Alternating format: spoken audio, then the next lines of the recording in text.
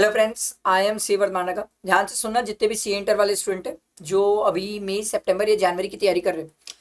Case scenarios है sir, 18 case scenario कर लिए, 19 करते हैं। चलो देखो, based on the fact of the case scenario given above, choose the most appropriate answer. ठीक है भाई, तो केस सिनेरियो पढ़ने का तरीका मैं इतने बार समझा चुका हूँ सर, वही तरीका है।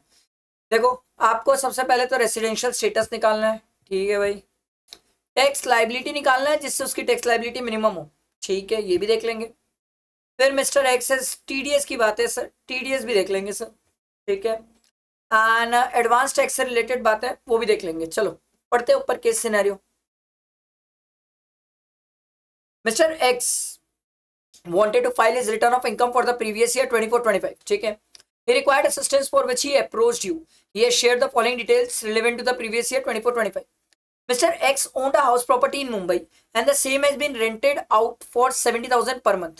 तो भाई इसने 70,000 पर मंथ पे रेंट पे दिया है, तो 70,000 इंटू 12, 8,40,000 माइनस 30%, 5,88,000। ये मैं इसकी IHP की इनकम निकाल रहा हूँ। ठीक है, however sorry, he claims that this was the only income which he earned during the previous year 24-25. However, when you had sought out his bank statement, you observe the following information additionally. जब आप उसका bank statement check किए तो आपको और चीजें पता चली। There is a credit of 23,975 towards income tax refund, which includes 5,775 towards interest. Sir ये जो इंटरेस्ट होता है ना, ये टैक्सेबल होता है सर, ये IUS में जाता है सर। हाँ, इनकम टैक्स रिफंड टैक्सेबल नहीं है, तो सर उसकी टैक्स लाइबिलिटी निकालना है तो इंटरेस्ट की इनकम, अपन पहले इनकम तो निकाल लें तब तो टैक्स लाइबिलिटी निकालोगे, इसको ऐड करेंगे सर। आगे बढ़ते हैं।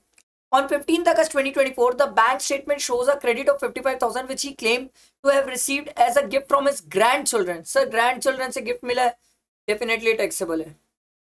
रिलेटिव में नहीं आते सर गिफ्ट। अगला, on further assessment, you were able to understand that Mr. X and his wife has traveled to Australia during the previous year 24-25 to spend some time with their daughter, with their daughter, who is staying in Australia since their marriage. On scrutiny of their passport and relevant document, you conclude that they had left India on 27 September 2024. कब छोड़ के गए India? 27 सितंबर को। And कब आए वापस? 30 मार्च को। तो दिन गिन लेते हैं। सितंबर में हुए 4 दिन, सितंबर, अक्टूबर, नवंबर, दिसंबर, जनवरी, फरवरी, मार्च में कितने दिन है? 30 ना। सर 27 और 30 दोनों इंडिया में काउंट करेंगे। सर इसका आ रहा है 185 डेज इंडिया में, तो ये तो हो गए रेसिडेंट। अब ऑर्डिनरी की नॉट ऑर्डिनरी देखना पड़ेगा। During the 4 preceding previous year both had stayed in India for 320 days. उससे फर्क नहीं पड़ता, उससे फर्क नहीं पड़ता क्योंकि ये विजिट का केस नहीं है इंडिया में, है ना। Prior to that they had been staying in India only in India. इससे पहले वो इंडिया में ही रहते थे। सर ये नॉर्मल केस है, कोई एक्सेप्शन वाला केस नहीं है, तो हम सीधा 182 डेज चेक करेंगे। ये 182 डेज तो है सर, 185 डेज है, रेसिडेंट हो गया।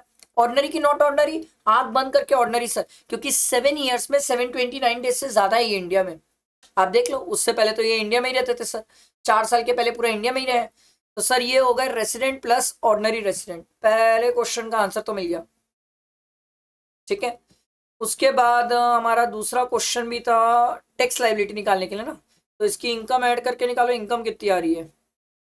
5,88,000 प्लस 5,775 प्लस 55,000।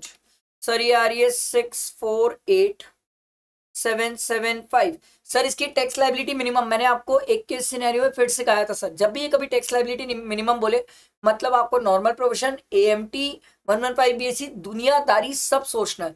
तो यहाँ अगर 115 BAC सोचोगे तो उसकी इनकम 7 लाख से कम है, रिबेट मिल जाएगा, कहानी खत्म हो जाएगी सर। तो लो भाई, आपसे टैक्स लाइबिलिटी तो पूछा था, लो भाई हम 115 BAC से चलेंगे, 7 लाख से कम है, रिबेट मिल जाएगी, कहानी खत्म। अब बोल रहे हैं mister X has given the house property at Mumbai on a rent to mister Y, salaried employ. X ने वाई को रेंट पे दिया। सर 194 आई तो एप्लीकेबल नहीं हो पाएगा sir, but sir I be applicable हो जाता है सर, जहां पर इंडिविजुअल HF जिसका टर्नओवर एक्सीड नहीं करता बिजनेस और प्रोफेशन के केस में, उसमें आई बी एप्लीकेबल होता है। और आई भी ये बोलता है सर 50,000 से ज्यादा रेंट हो तो टीडीएस की बात है, और डेफिनेटली 50,000 से ज्यादा रेंट है सर, ये है ना सर 70,000 रेंट, तो 70,000 into 12।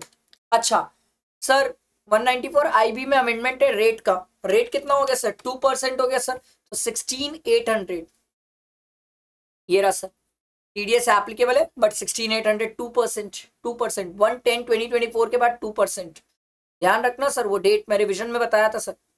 Which of the following statement is correct with respect to advanced tax liability? Advanced tax liability shall not arise to Mr. X since he's non पागल हो गया, advanced tax liability shall not arise since Mr. X is a resident senior citizen and he has no income chargeable under that PGBP। ये एक बार मैं मान भी सकता हूँ, आगे पढ़ते हैं। एडवांस टैक्स लाइबिलिटी शैल अराइज होगा ही नहीं सर, लाइबिलिटी नहीं ले, शैल अराइज हो ही नहीं सकता, समझ आया? अच्छा केस सिनेरियो था, सिंपल था, मैंने आपको बताया, आई होप क्लियर हुआ होगा। लाइक करना, फ्रेंड्स को शेयर करना और नेक्स्ट केस सिनेरियो के लिए वेट करना, ठीक है? चलो थैंक यू।